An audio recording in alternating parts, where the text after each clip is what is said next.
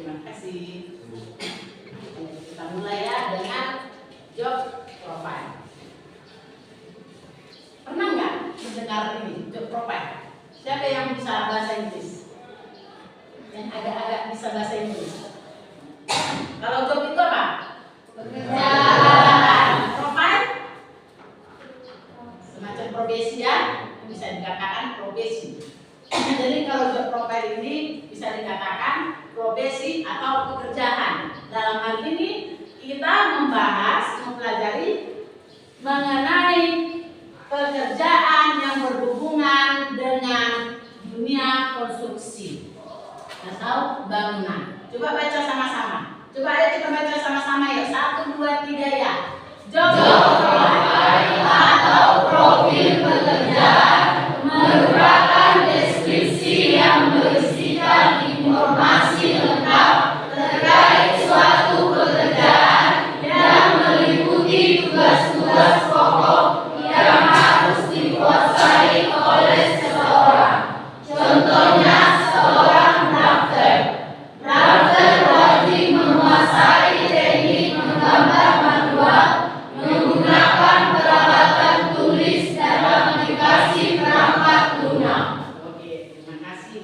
Job profile itu tadi berisikan informasi lengkap atau profesi yang harus ditekuni seseorang, ya, yang harus dipahami oleh seseorang ketika dia memegang suatu peranan atau pekerjaan. Contohnya apa? Drafter. Pernah dengar kata drafter enggak? Pernah.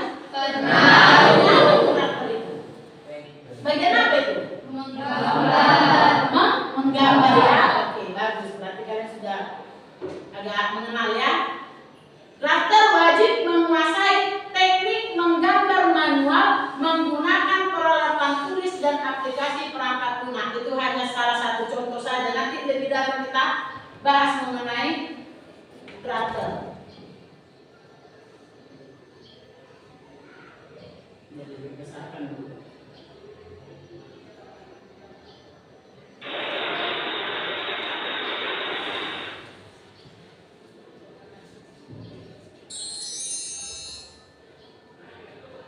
Ya, yang pertama itu adalah project manager. Nampak kan?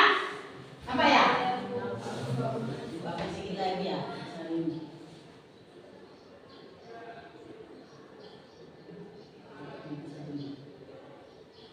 Nampak lagi ya? Project manager. Apa itu project manager? Seorang profesional yang bertanggung jawab dalam mengelola dan mengarahkan suatu proyek. Di situ ada langsung kalimatnya, seorang profesional. Mungkin kalian tahu ya kalau yang bagaimana yang profesional ini ya, berarti dia sudah ahli di bidangnya. Itu makanya kalau project manager ini, inilah yang bertanggung jawab untuk sebuah proyek, pelaksanaan sebuah proyek. Ya, dia yang bertanggung jawab di semuanya. Atau bisa dikatakan di mana dialah kepala proyek itu. Tetapi bukan dia pemilik perusahaan, belum tentu. Ya, belum tentu dia pemilik perusahaan. Dia hanya menjalankan saja biasanya. Dikatakan project manager. Selanjutnya kita lihat apa tugasnya? Membuat rencana proyek yang terperinci, termasuk tujuan, jadwal, dan anggaran. Nah, dia yang buat jadwalnya, dia yang buat anggarannya.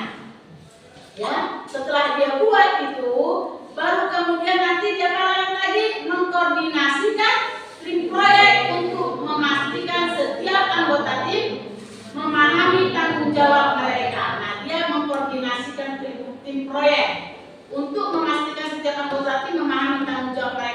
Jadi dia pastikan. Jadi dia memilih orang itu tidak sembarangan. Itu maksudnya ini ya, tidak asal-asal. Yang memang harus memahami pekerjaannya. Itu untuk project manager. Kemudian construction manager. Nah, ini juga dia seorang yang profesional juga. Ya, jadi jangan salah-salah. Apa maksudnya dikatakan profesional? Berarti dia sudah punya pengalaman. Ya, dia sudah punya pengalaman dalam bidang konstruksi. Jadi nggak main-main ya. Apabila nanti dia asal-asal, main-main atau tidak punya pengalaman atau masih sedikit pengalamannya, itu bisa membahayakan. Karena yang dipegang ini adalah proyek ya. Itu untuk construction manager. Apa tugasnya? Melakukan perencanaan proyek konstruksi. Ini sebenarnya hampir sama ini dengan apa tadi yang pertama? Yang pertama sebelum ini apa? Project manager. Jadi dia hampir sama dengan ini ya. Lihatlah tugas dan tanggung jawabnya. Melakukan perencanaan proyek konstruksi. Jadi hampir sama. Kemudian setelah itu sambil diperhatikan ya, nanti ini juga yang kita tanyakan, dan nanti tugas kalian secara berkelompok mengenai ini juga nanti. Yang selanjutnya site manager. Apa itu? Ini juga masih profesional. Ya, jadi ini kepala-kepalanya ini ya, para kepala-kepalanya ini, project manager, construction manager, site manager, itu masih termasuk di atas. Jadi dia harus yang punya pengalaman. Mengawasi arah proyek, memastikan bahwa spesifikasi dan persyaratan klien terpenuhi. Sampai ke bawah, menjaga prosedur kontrol kualitas, menemukan cara untuk mencegah terjadinya masalah dan memecahkan masalah yang muncul. Apa maksudnya? Ketika ada suatu masalah di dalam proyek itu, dia yang mencarikan solusinya. Ya, bagaimana cara terbaik? Jangan salah loh, kalau di proyek itu biasanya itu dunia proyek itu keras ya. Bisa dikatakan agak keras ya dunia proyek ya. Ya, apalagi kalau berhadapan dengan tukang. Ibu pernah punya pengalaman, kasih cerita sedikit ya. Ibu pernah punya pengalaman, ya. Waktu itu ibu jadi supervisor atau pengawas. Supervisor itu pengawas ya. Kami punya proyek 23 bangunan sekolah. 13 di Bali G, 10 di Samosir. Waktu itu ibu masih gadis. Dan itulah pertama kali ibu memijak Samosir. Datang ke Samosir. Jadi waktu itu proyeknya di Bali G yang dijaga salah satunya ada sekolah. Itu ada masalahnya. Seperti ini dia. Kebetulan pelaksananya kepala sekolah, mau merehab sekolah SD, pelaksana kepala sekolah, ya. Ternyata datang orang yang di kampung itu. Nah, pemuda-pemuda di situ atau orang tua, mereka bilang gini, nanti kalau proyeknya udah mulai jalan, hasilnya dari kami ya, katanya. Mereka kan penduduk setempat, hasilnya dari kami ya, katanya. Oh, jadi kepala sekolah ini karena dia itu lihat ini penduduk setempat, kayak enak juga dia nolak kan? Diiyakannya, ya aman katanya. Nah, tiba-tiba pelaksanaan proyek masuk hasilnya. Datang ibu, kebetulan itu jauh sekali karena kebetulan ibu di situ konsultan pengawas, bukan di kontraktor, konsultan pengawas. Ya, supervisor untuk konsultan pengawas. Ibu lihat di situ hasilnya. Ternyata tidak semua pasir sesuai atau cocok untuk bangunan. Kalian sudah praktek belum? Sudah ada belum praktek ini pasangan batu? Belum ya? Jadi tidak semua pasir bisa cocok untuk bangunan. Jangan salah, ya. Pasir yang di Danau Toba itu belum tentu bisa untuk bangunan. Karena apa? Karena dia banyak mengandung kaca. Kalau dia ditimpa matahari kan bersinar itu. Bukan masuknya kaca-kaca kayak gelas itu, tetapi dia ada unsur-unsurnya seperti kaca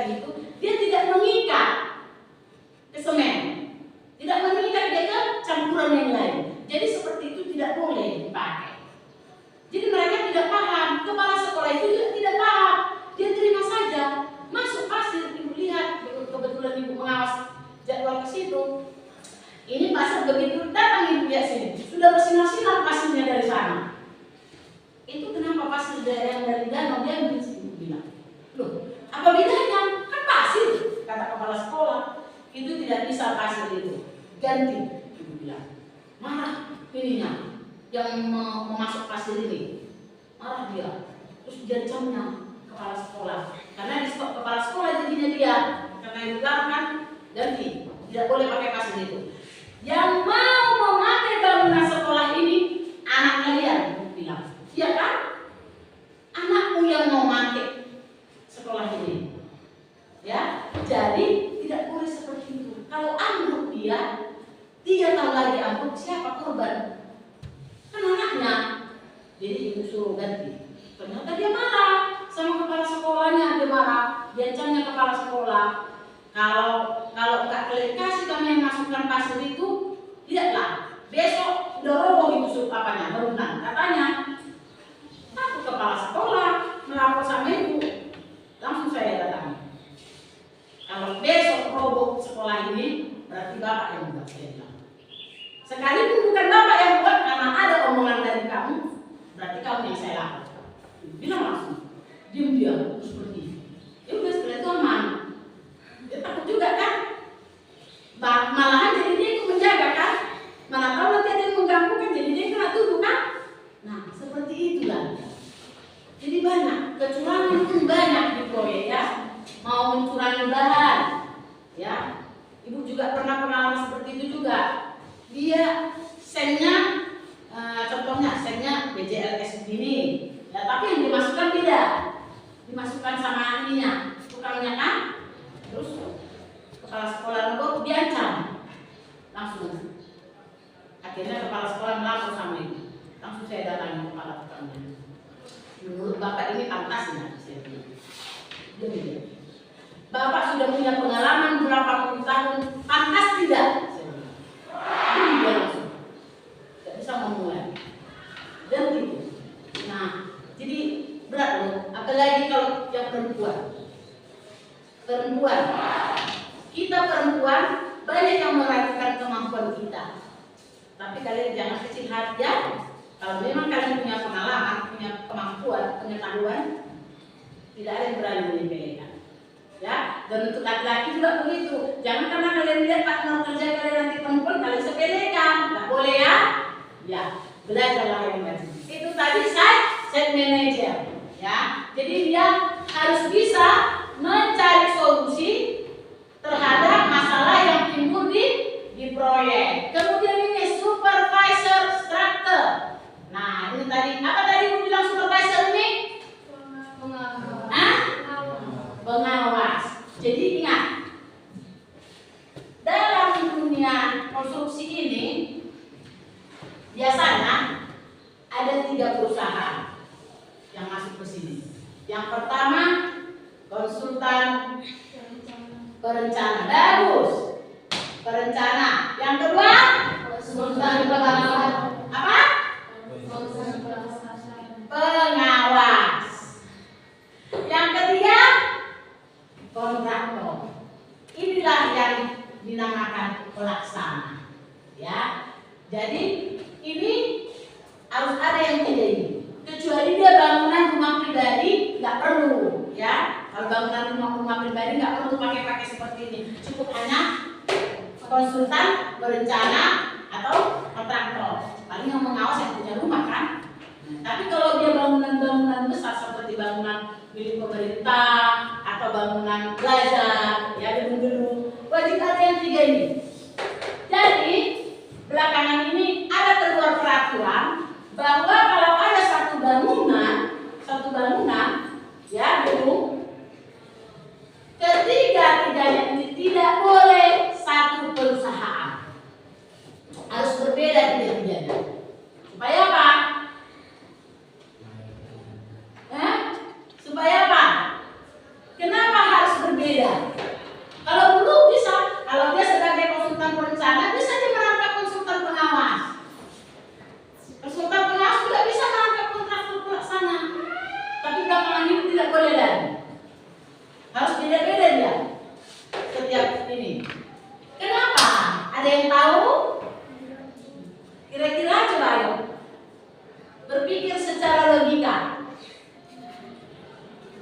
supaya jangan ada kecurangan, ya, jangan ada kecurangan. Kalau nanti dia sebagai konsultan perencana plus dia kontraktor pelaksana nanti, udah, dia yang merencanakan di sini, ternyata setelah dia pelaksananya dia rubah ini suka-sukanya saja, kan begitu kan? Tidak ada yang keberatan. Kenapa? Karena masih sama orangnya, ya. Tapi kalau dia berbeda, kalau kontraktor pelaksananya bikin tidak sesuai dengan yang dirancang oleh konsultan perencana, ini kan ada pengawasnya, ada supervisornya ini. Setiap ini ada supervisornya. Konsultan perencana ada supervisornya, program pengawas ada supervisornya, kontraktor juga ada supervisornya. Jadi bisa aja dalam satu proyek itu 3 supervisor dari 3 perusahaan yang berbeda, bisa, ya. Dan ini biasanya nggak boleh kompak mereka, nggak boleh kompak, karena nanti terjadi kong kali kong kata orang Medan. Apa itu? Kerjasama kecurangan. Jadi nggak boleh, ya. Itu dia supervisor structure. Dia tugasnya, dia mengatur pekerjaan para staf pelaksana. Dalam hal ini siapa staf pelaksananya? Ayo. Yang diatur oleh supervisor ini siapa? Lebih kuat belum? Karena dia yang bilang tadi, dia benar, bukan. Itu yang diatur dia, ya. Bagaimana cara kerja tukang harus diperhatikan, itu memang tugas dia. Dia namanya pengawas. Ya, harus sesuai dengan perencanaan. Itu untuk supervisor. Tapi lihat coba pengertiannya ini. Adakah di sini dibilang profesional? Seperti tadi yang manajer itu pertama kali pasti ada dibilang profesional, ya kan? Tapi ini kok nggak ada dibilang profesional, ya? Nah, ayo, kok nggak ada dibilang profesionalnya? Berarti kalau tamat STM boleh jadi supervisor, ya? Ya? Boleh, ya? Boleh. Tamat STM boleh jadi supervisor. Kalau memang kalian memahami, silakan kalian melamar kerja supervisor. Tapi masih yang kecil-kecil dulu. Jangan langsung kalian mau bangun gedung plaza mau jadi supervisor itu. Nanti foto itu kalian, ya. Tukang ini kadang ada ininya, jubul-jubulnya, ya kan? Kalau dia lihat supervisornya lemah, ya foto yang non, ya kan? Dibilangnya lah kalau perencanaan untuk pasangan ini, contohnya pasangan yang ini, yang satu ini, 1 minggu contoh harus 30 sak semen, ya, di perencanaan. Dia bilang, iya, udah 30 sak semen di sini katanya. Padahal masih 20 dia masukkan, 10 dia simpan. Entah di mana. Nah, pokoknya supervisor ini. Jadi tak boleh main-main kalau supervisor, ya. Ya harus punya pengalaman memang, tapi nggak harus jadi profesional. Nggak seperti site manager, ya. Oke, kemudian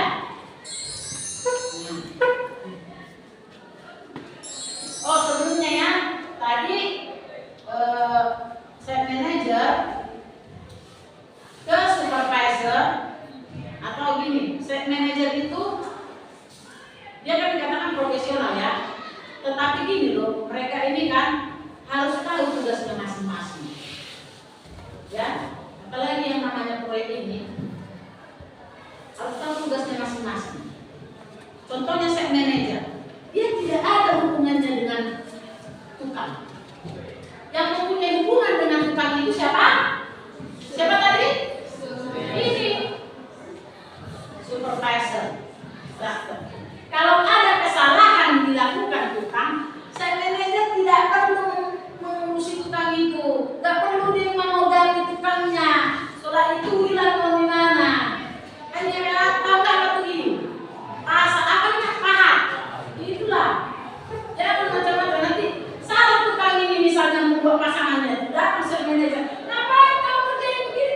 tidak ada urusannya. Dia tidak ada berurusan dengan tukang. Dia kalau ada melihatnya kesalahan, maka dia harus kemana dia? Ke supervisor. Ya, supervisor yang menegur tukang itu kan.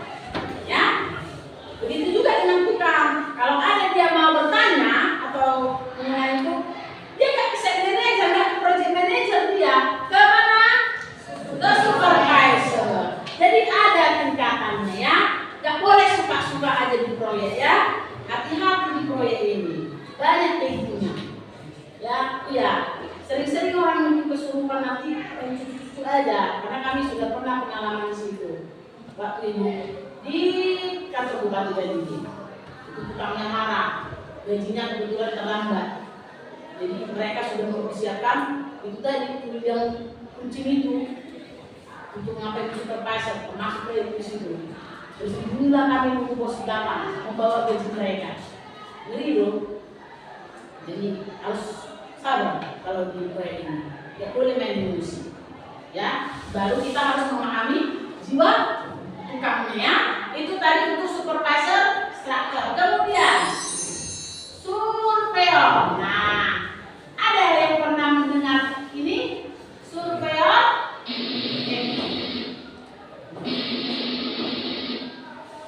Surveyor. Ayo. Apa itu surveyor? Bagian apa dia?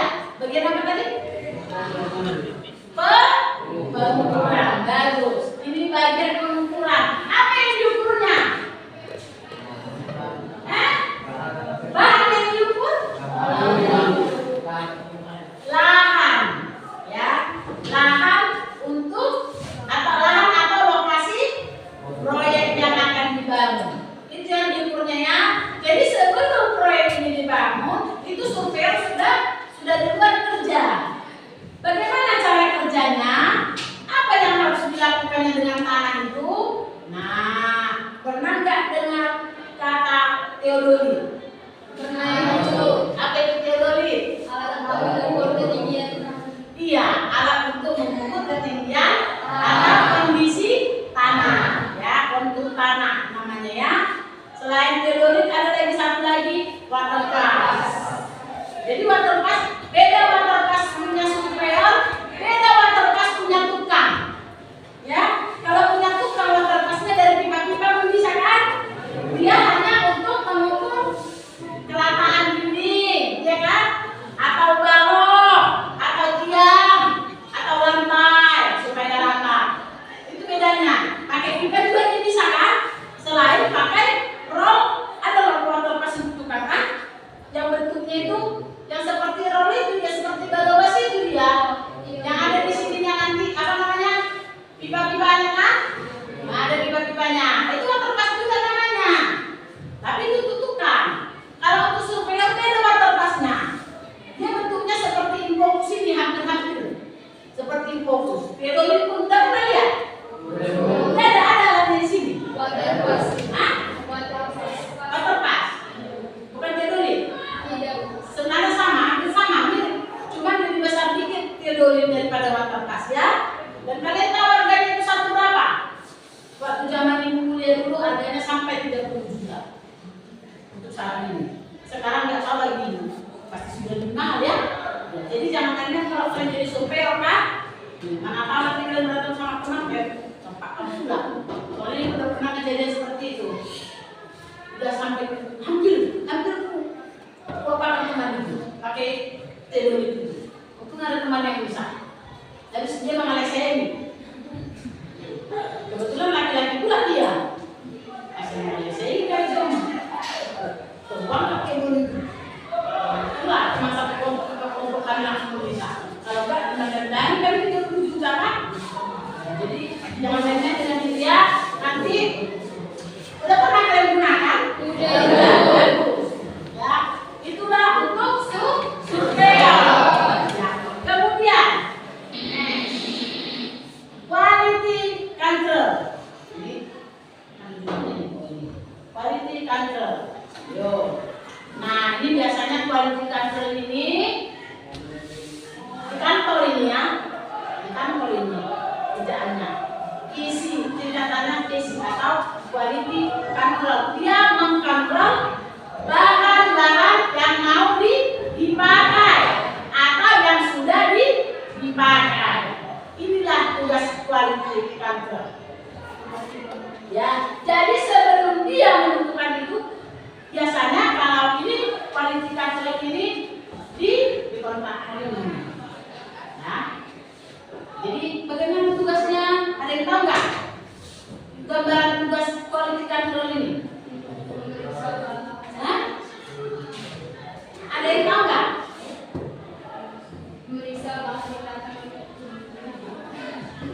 Itu kerjanya supervisor. Ya. Nah, kalau quality control ini dia pekerjaannya itu seringnya dia di depan komputer.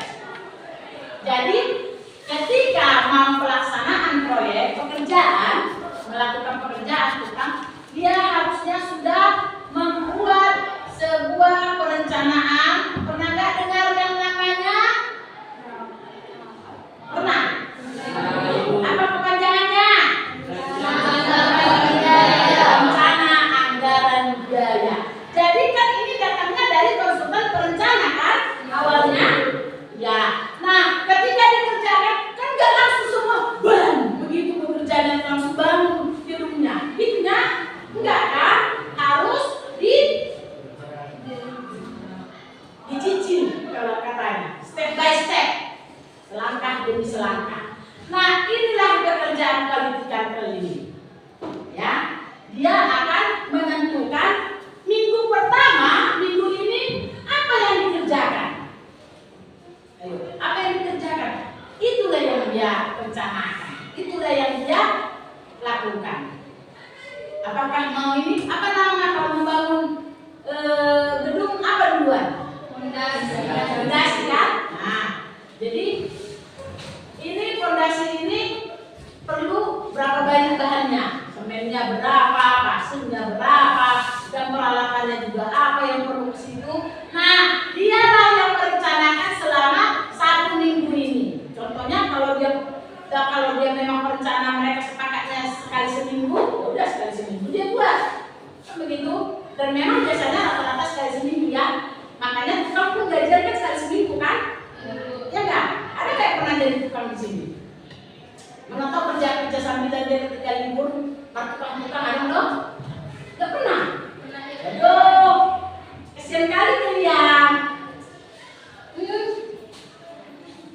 Kami dulu STM, walaupun kami masih STM, tapi kami udah ini loh. Kebetulan kepala sekolah kami dia orang proyek juga. Dapat proyek dia merehab asrama jiwa. Tahu nggak apa asrama jiwa? Tentara yang didiri dua itu tentara, asramanya tentara. Kami disuruh tukangnya. Ketika libur kami disuruh tukangnya, siswanya. Gak peduli laki-laki perempuan mau kocok semen, dibayar, digaji, gak gratis. Jadi itu untuk pengalaman ya. Kalau juga boleh gitu. Kalau dia tetangganya bangun rumah, boleh lihat-lihat, tapi jangan dicuri batu apa batu-batanya. Cuma lihat-lihat, pelajari ya. Nah, itulah kerjaan dari quality control. Dialah yang menentukan 1 minggu itu bahannya apa saja, untuk bikin fondasi ini apa saja. Nah, jadi nanti setiap minggu dia buat setiap minggu harus sesuai lah nanti pas dengan selesainya proyek, harus sesuai dengan apa tadi yang dibuat oleh konsultan perencana. Ya, harus sesuai. Kalau nggak sesuai nanti dicurigai dia ya. Kemana yang rusak semen lagi kata bosnya, tahu dia menjawab. Kemudian setelah ini cost control. Nah, apa arti cost? Ada yang tahu? Apa artinya cost? Cost itu apa? Biaya. Jadi cost control itu dialah yang mengkontrol biaya proyek tadi. Semuanya, baik itu untuk pembelian bahan, pembelian peralatan, gaji tukang, gaji supervisor dan segalanya. itu untuk biaya dia yang ngerjakan. Ya, kalau istilahnya di dalam administrasi bagian keuangan, ya keuangannya. Nah di sini pun dia harus hati-hati loh, yang bagian cost control ini. Namanya juga uangnya sensitif kalau uangnya ini. Oke, udah bisa kira-kira sampai situ ya cost control ya? Bisa diingat ya? Masing-masing profesinya ya? Bisa? Kalau ibu lagi nanti bertanya udah bisa kira-kira? Sudah ibu. Bagus. Yang selanjutnya, site engineer. Ya, oke. Sebelum kita masuk site engineer, tepuk semangat dulu kita. Dan jangan sebenarnya. Kalau ibu bilang tepuk semangat, lantas kalian bilang semangat,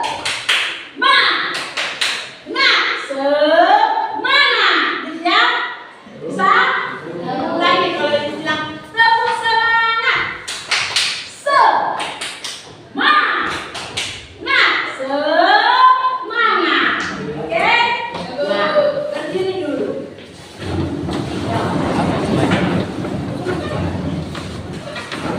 Semuanya? Are you ready? Ready. Yes, I'm ready. Are you ready? Yes, I'm ready. Tepuk semangat. Semangat. Tepuk semangat. Sekali lagi ketika bilang semangat, melompat ya. Oke, melompat. Tepuk semangat.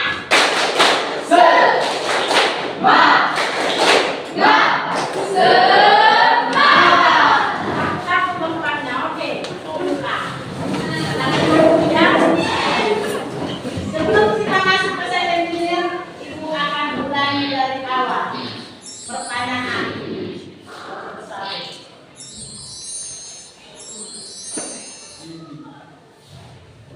Yang pertama itu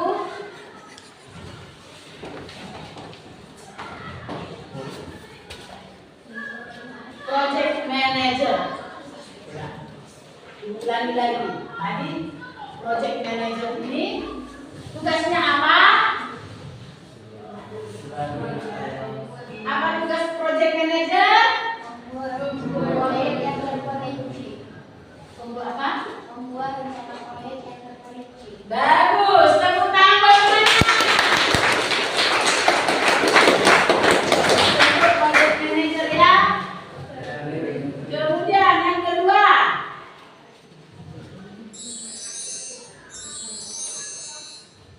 apa tadi? Manager construction ya, construction manager. Oke. Apa tugas construction manager? Nah, tugas dari construction manager.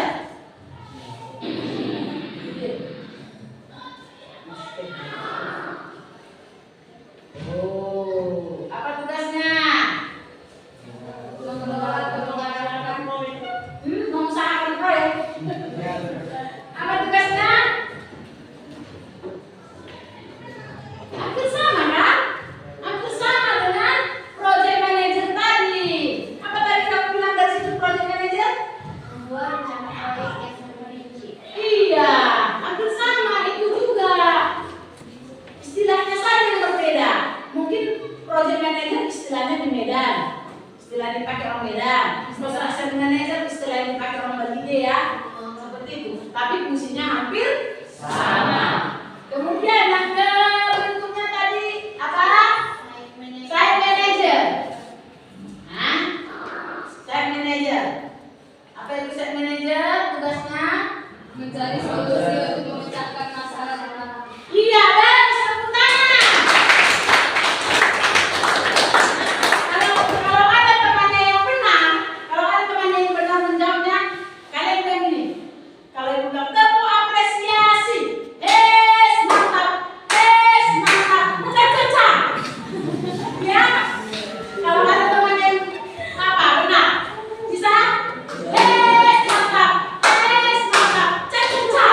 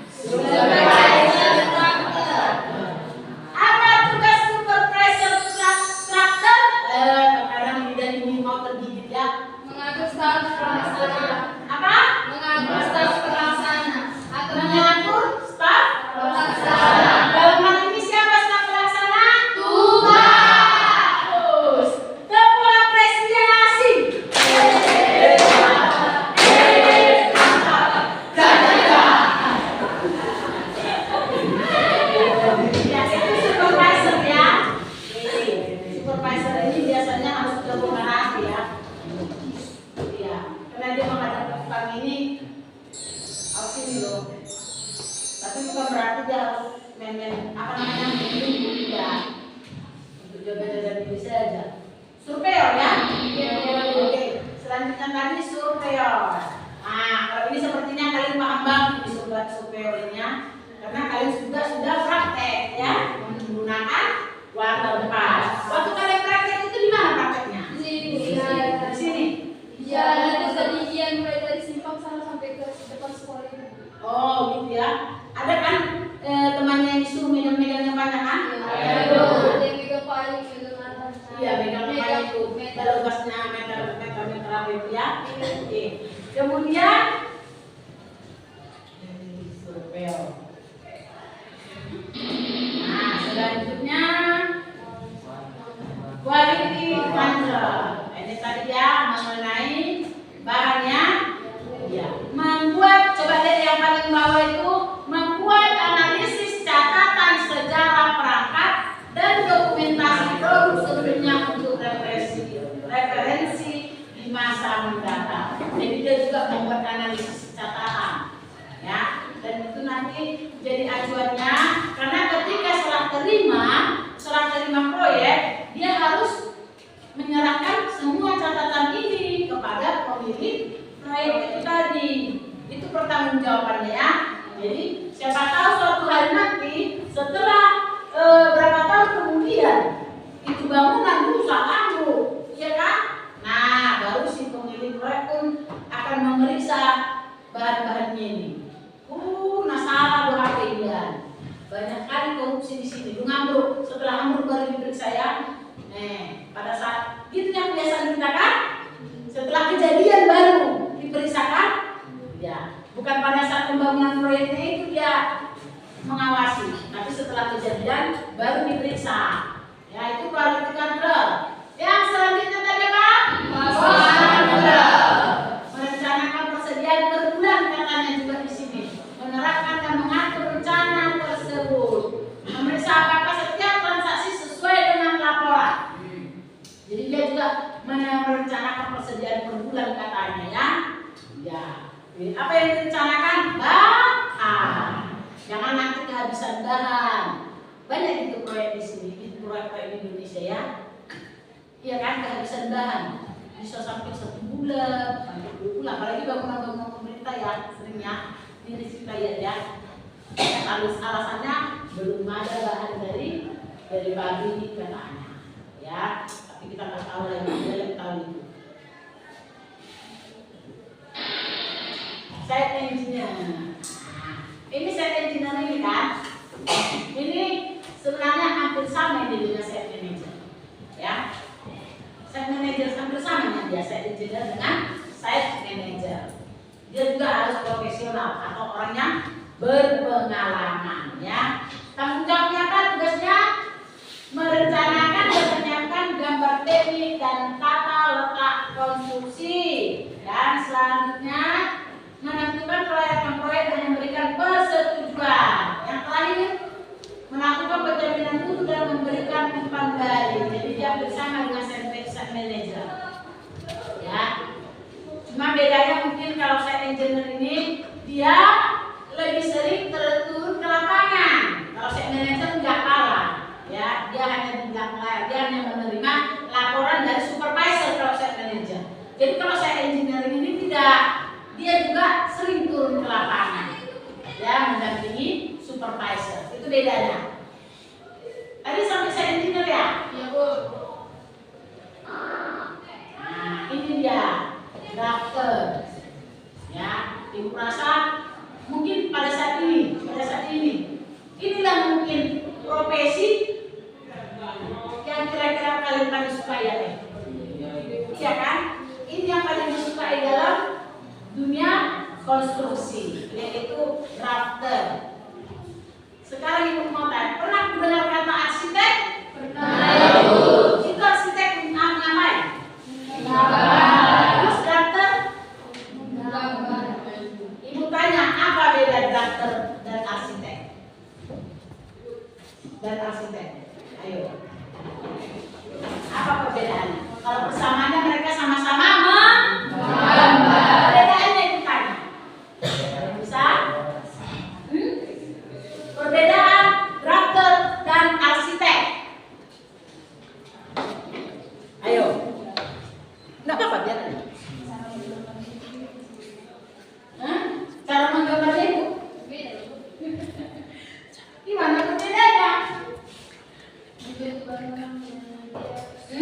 Arsitek lebih ke indah gitu loh. Arsitek lebih ke hampir. Hampir.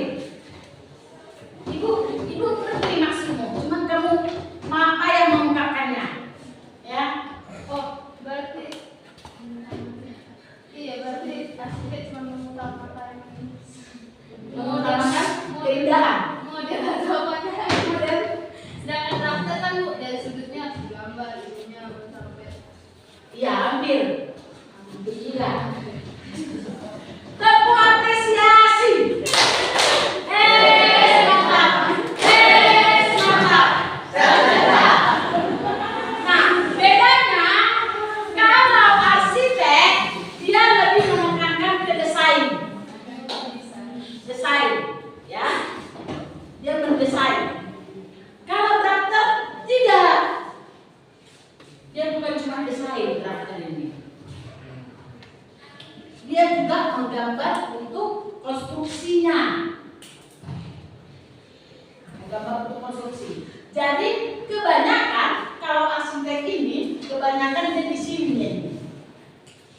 Ya, tapi kalau drafter dia kebanyakan di sini. Kenapa? Tugas arsitek bedanya, arsitek ini dia dikasih tugas ini. Desain sebuah bangunan. Contoh, saya mau bangun rumah, ya, ibu mau bangun rumah, ibu cari arsitek untuk menggambar rumah ini, bagaimana bentuknya. Dia desain kamarnya. Ibu paling bilang, saya mau punya 3 kamar tamu, 3 kamar tidur, kamar mandinya 2, ya, ruang tamunya harus lebar, digabungkan dengan ruang televisi. Dapurnya gabung sama ruang makan, lu bilang. Nah, dia desain itu, gambarkannya lah, gambarkannya. Sudah?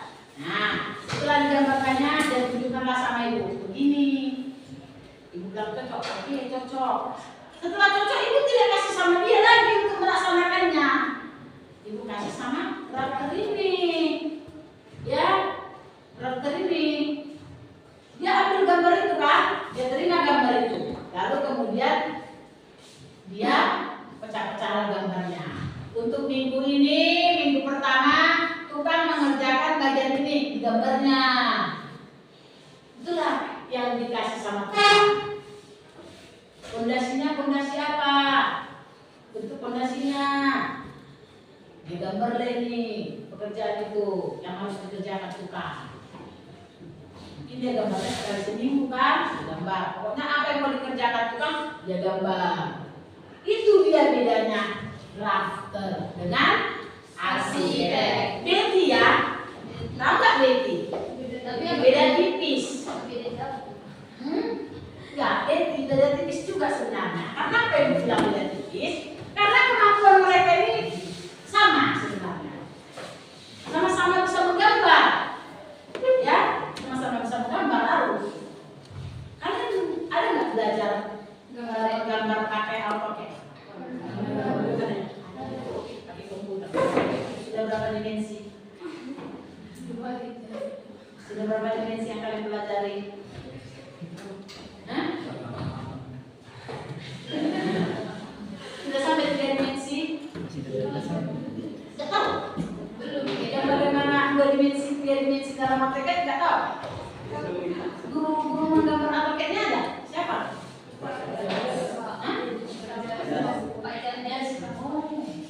Iya. Dulu ibu pernah mau melamar ke sini. Waktu ibu baru sampai di sana sendiri, ibu mau pernah melamar ke sini. Mau jadi guru gambar. Karena waktu itu di Kabupaten Sangat sendiri belum ada yang tahu AutoCAD. Belum ada pada saat itu. Tapi itulah kan nasib ibu ya. Nasib ibu jadi guru STM.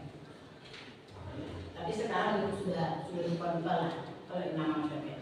Kalau dulu masih itu aplikasinya masih 3 dimensi sampai 3 dimensi.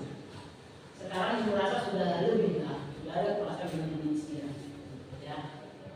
Jadi semakin tambah semakin tambah zaman ini, Nah, ditambah pengetahuannya, nah itu harus kalian pelajari loh, harus dipelajari.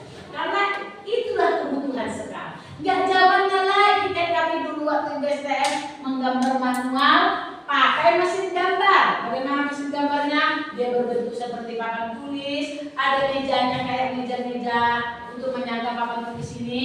Terus kemudian dia ada mesin gambar pakai rollnya ini, penggarisnya. Dia bisa digeser-geser penggarisnya ini, digeser. Nah, dia bentuknya dua, garis ke satu di sini, satu vertikal, satu horizontal. Jadi kalau kita mau menggambar dari sini kan ada ukurannya kan? Kalau dia 3,4 contohnya, kita geserlah, kemudian gambarkan begitu. Tuh dia pakai mesin gambar kami dulu. Kemudian dia kertasnya kertas A3, pakai pulpen yang namanya Rapido. Rapido ada 2 merek. Dulu mereknya satu Rotary, satu lagi standar, Stadler. Ya, jadi pulpennya nggak sembarangan. Pulpennya hampir-hampir seperti tapi lebih kecil dari sini. Dia punya 5 jenis mata pulpen, 0,1 sampai 0,5. Apa fungsinya? Supaya ini untuk apa namanya? Mengukur ketika menggambar itu biar nampak bedanya. Kalau dia seperti ini balok, kan kalau kita menggambar balok ini dari depan ini kan seperti rata dia kan? Seperti rata, dinding rata, tidak ada balok di sini. Nah, diambillah pulpen yang 0,5, buatlah di gambar itu dia tebal. Berarti dia menandakan bahwa itu adalah sebuah balok. Itu 0,1 sampai 0,5 itu mahal harganya. Jadi kami dulu STM banyak biayanya. Hanya beli pulpen itu saja pun sudah mahal. Itu harus punya wajib sebagai unsur bangunan. Kemudian ada lagi yang namanya kertas kalkir. Kebetulan waktu itu apa ibu jaringan ibu kan nggak bagus, karena sudah ini demikian, ya. Udah ibu belum sekian. Tangga ini aku rasa laptopnya lama, laptopnya jarang. Jadi ada namanya kertas kalkir. Setelah digambar di A3, kertas kayak kertas APS ini dia, ya, tetapi dia besar. Ukurannya ini kan A4 ini namanya. A4 dia lebih besar, 2 kali ini dah A3. Kemudian A2 lebih besar lagi, A1 lebih besar, yang paling besar A0. Setelah digambar di sini pakai itu, pakai pensil ya, pakai pensil. Kemudian ambil kertas kalkir. Kertas kalkir ini dia transparan. Tahu nggak transparan? Nah, transparan. Diletakkan dia nanti di mesin gambar baru, kemudian dilapis dengan kertas kalkir, baru lagi digambar pakai Rapido. Istilahnya kayak menjiplak namanya, menjiplak. Ya. Oke, sekarang sudah pakai AutoCAD. Apa keuntungannya pakai AutoCAD dibandingkan pakai mesin gambar? Satu, bagus. Lagi? Apa lagi? Bisa disimpan ke software. Iya, bagus. Lebih efisien kan? Kalau ada kesalahan, lebih enak menghapusnya kan? Memperbaikinya di komputer. Tapi kalau dengan cara manual gambar tadi, kalau dia salah, itu ada seperti pisau silet dulu, itu harus dikikis-kikis makanya, dikikis-kikis gitu. Kalau membetulkan, kalau dia sedikit salahnya, kalau cuma 1 garis segini, masih enak kan melukisnya kan? Dikikis-kikis. Ya kalau udah sampai kayak gini kesalahannya, gimana mau ngikisnya? Terpaksa harus diulang. Capek kan? Capek. Lebih efisien pakai AutoCAD. Kalau kemudian seperti di belakang kita lebih bersih. Karena kalau pakai kertas kalkir dikikis-kikis itu kan kotor, ya kan? Itu dia. Jadi kalau pakai AutoCAD lebih bagus lagi hasilnya. Jadi kalian pelajari itu nanti. Jangan mengharapkan dari sekolah saja ya. Jangan mengharapkan dari sekolah. Kalau seandainya kalian punya laptop di rumah, di sini diharuskan nggak punya laptop. Jadi kalian bisa di sini punya laptop. Kalian punya laptop. Kalau di SMK Negeri 1 Nainggolan, mereka rata-rata punya laptop. Seperti diwajibkan punya laptop. Di SMK Negeri 1 Nainggolan. Kami nggak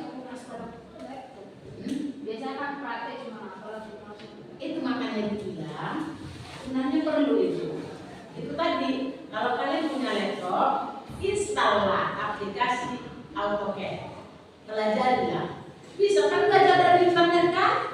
Bisa buka internet, pergunakanlah. Pasti ibu rasa kalian setengah dari sini punya handphone ya? Punya. Nah, pelajari. Itu sudah tuntutan zaman, jangan kalian ketinggalan. Ya, jangan jadi ketinggalan. Misal kalian nanti kalau ketinggalan. Itu salah satu bekal. Tamat kalian STM nanti, kalian lamar pekerjaan, dia tanya, bisa gambar AutoCAD? Dia bilang langsung. Kalau kalian bilang tidak bisa, ini, kalian disuruh keluar. Salah. Tapi kalau kalian bilang bisa, sampai berapa dimensi?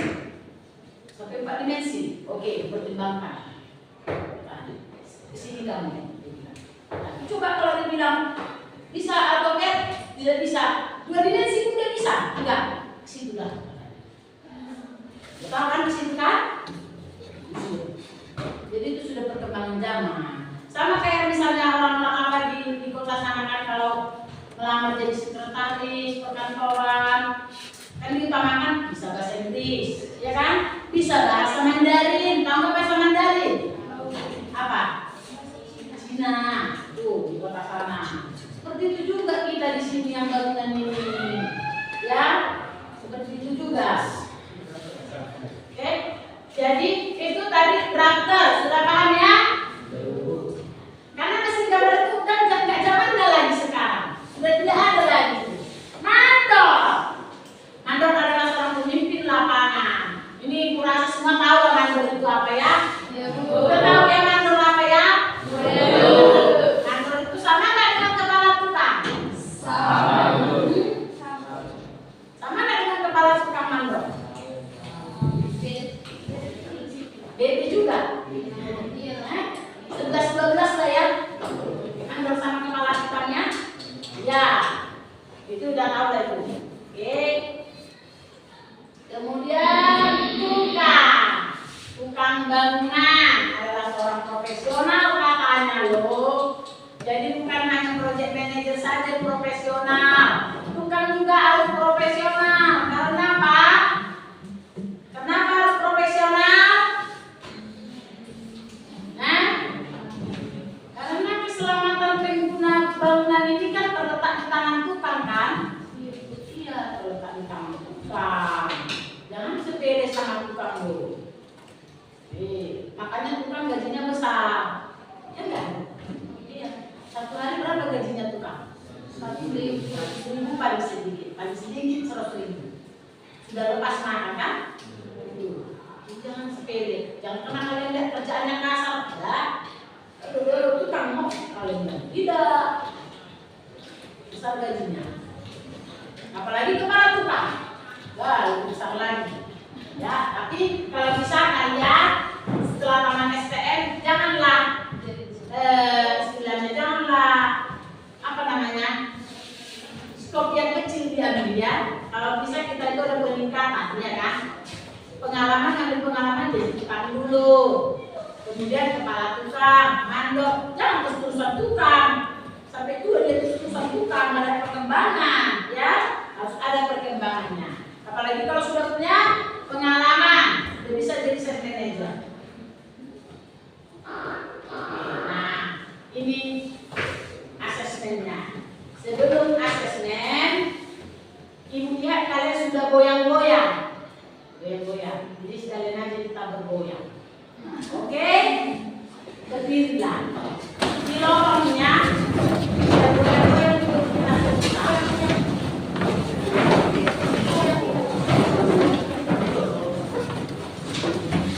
Sudah? Di lorongnya lah, biar bisa bebas. Di lorongnya, biar bisa bebas.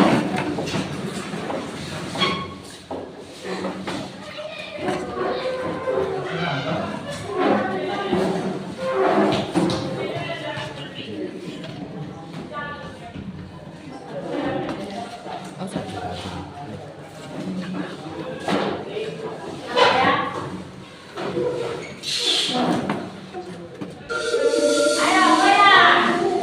Jangan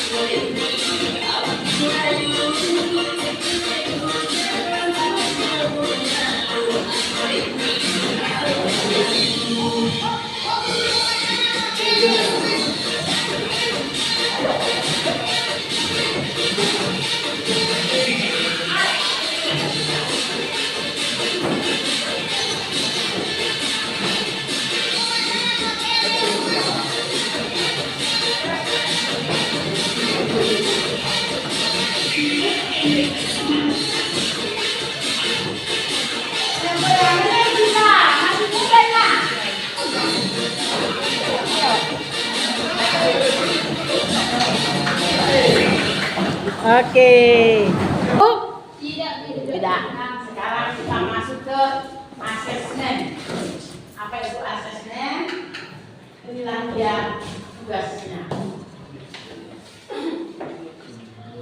Oke. Kalian berapa orang?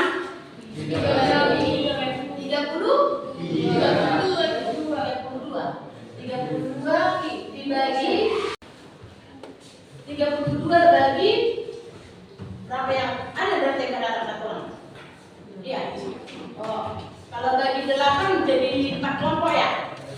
4 kelompok kan? Jadi 8 lah kita ya? Atau kebalikannya? Bagi 4 supaya 8 kelompok? Lebih enak? Oke. Ibu bagikan ini kalian 4 ya. Ini kalian 4. Nah, yang sama belakang. Ini kalian 4 ini. Di situ. Ayo berbalik. Kalian 4 berbalik. Ini kalian 4 berbalik ya.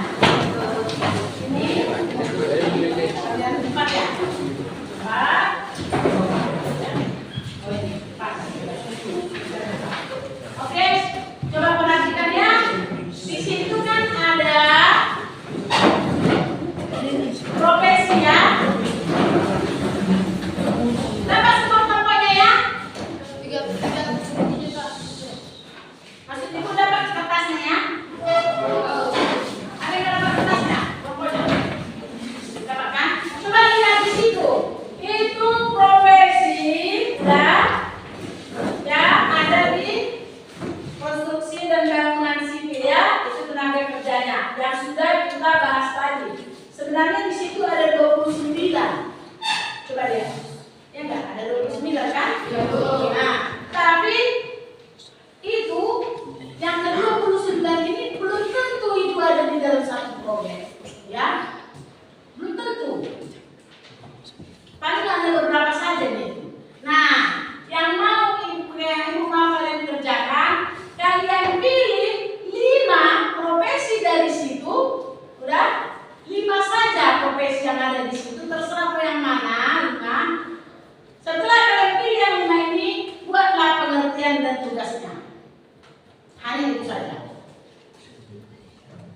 1 lembar untuk satu ini, 1 kelompok. Ibu kasih bagiannya ya. 1 lembar untuk 1 kelompok, tapi dibuat namanya ya. Nama masing-masing semua anggotanya dibuat ya. Dituliskan. Tapi tolong rapi menulisnya, karena ini akan ibu upload nanti sebagai pertanggungjawaban tugas. Ini juga ibu upload nanti hasil kerjaannya. Kamu jatuh. Ibu enggak. Nanti juga bersama dengan paham ya? Ada yang mau bertanya? Pahamnya mengenai tugas ini? Oke, kerjakanlah. Bisa waktunya 5 menit? 10? Oke. 10 lah, janganlah. Nanti 20 nanti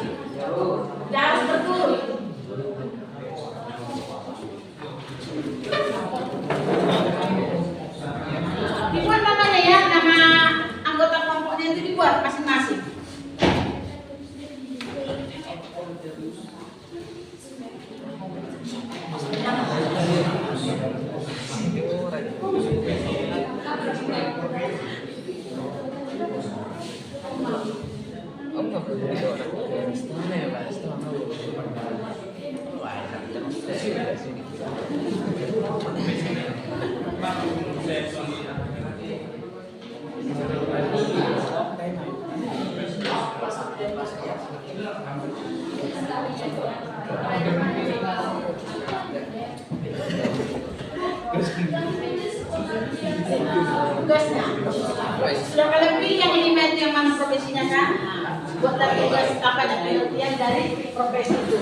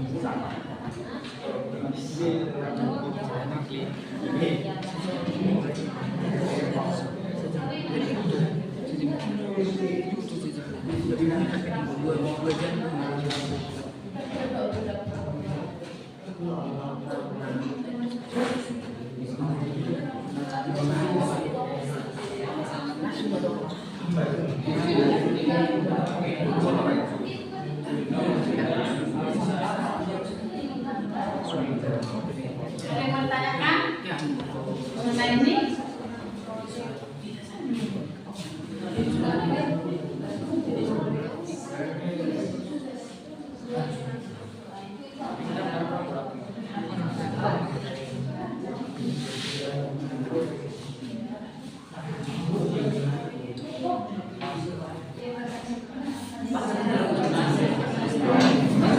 Itu di samping kanannya itu kan ada keterangannya kan?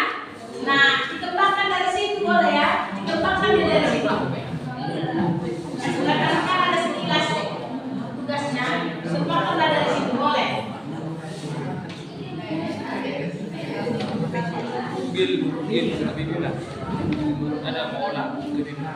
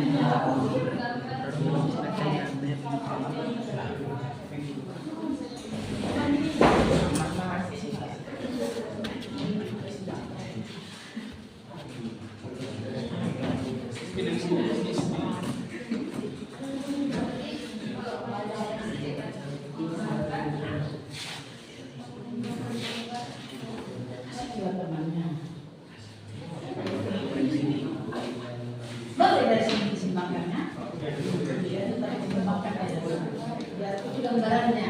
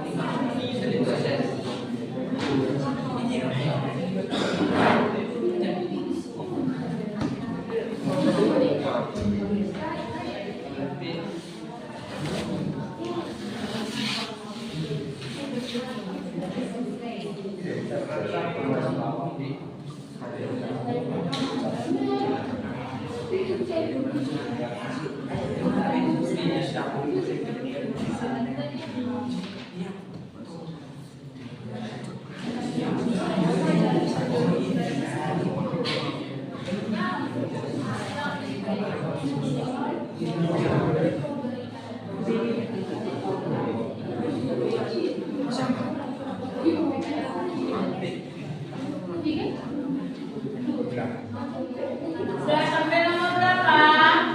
Udah 3 ya?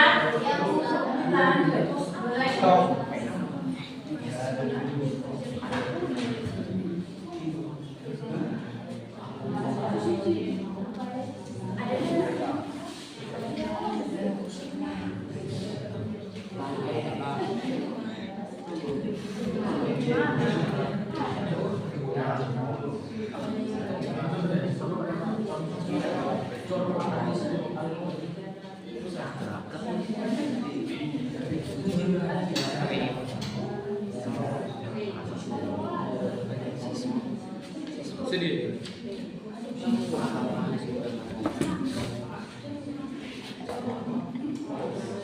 Sedih air.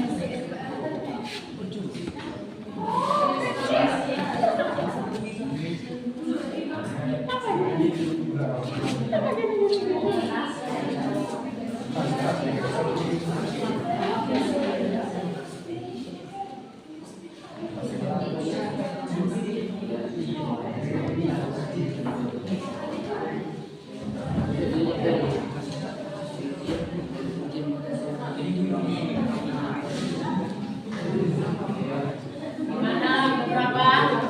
Sudah dapat berapa? Sudah dapat berapa? Sama. Lagi.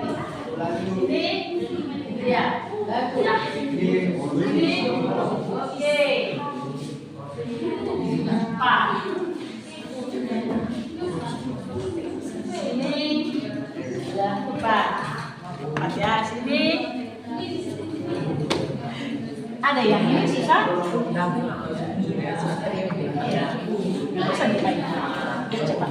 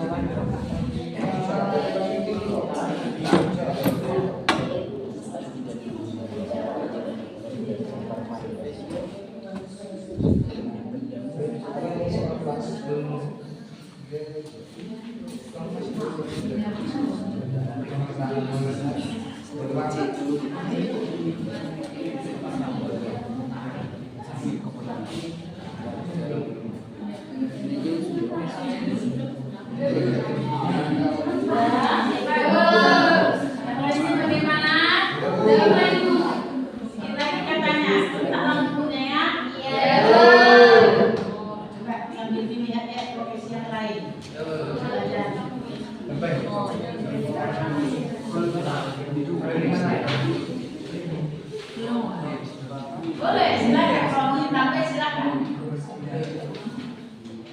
Lebih paham, lebih paham nanti. Teman-temannya boleh ditambah ya.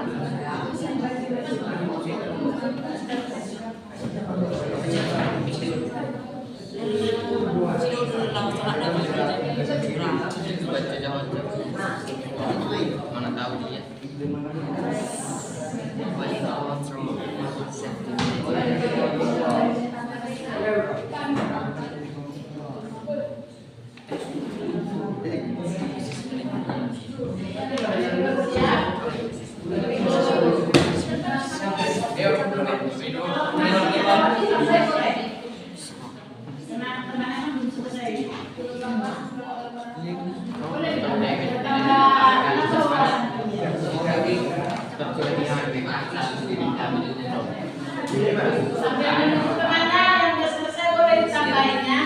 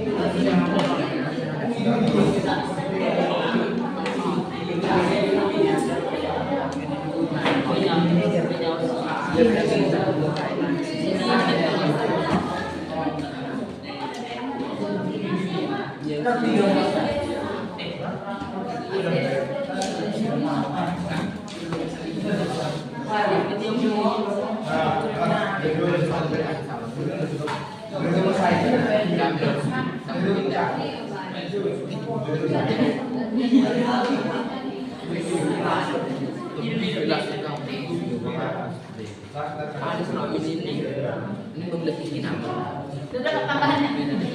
Ya.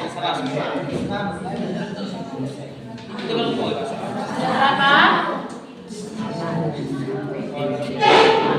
Iya, iya. Semangat.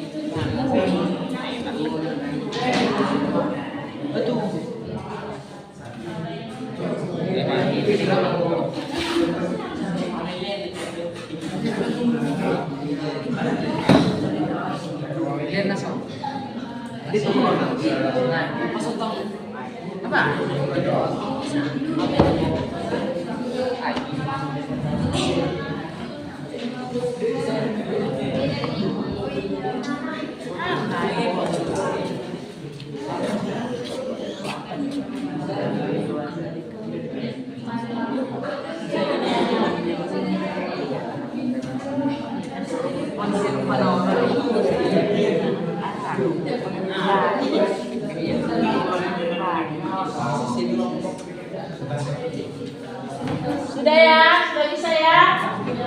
Sudah bisa? Yang ini yang di sana gimana? Para cowok-cowok? Ya, dengar.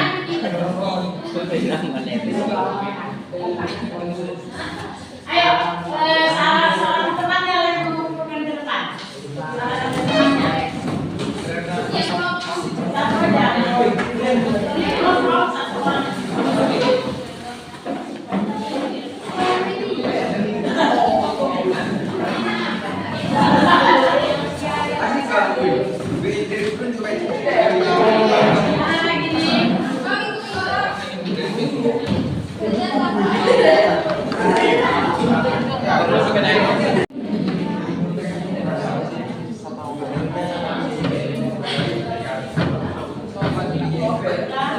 Ada yang mau ya?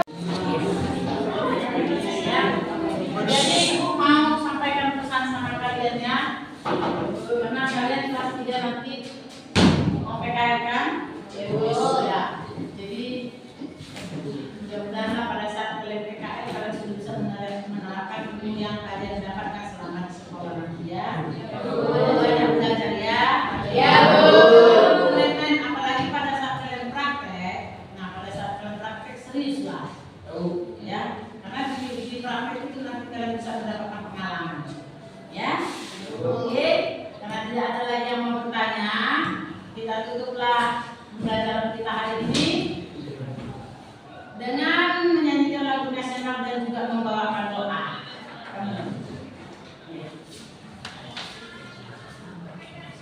Selalu doa.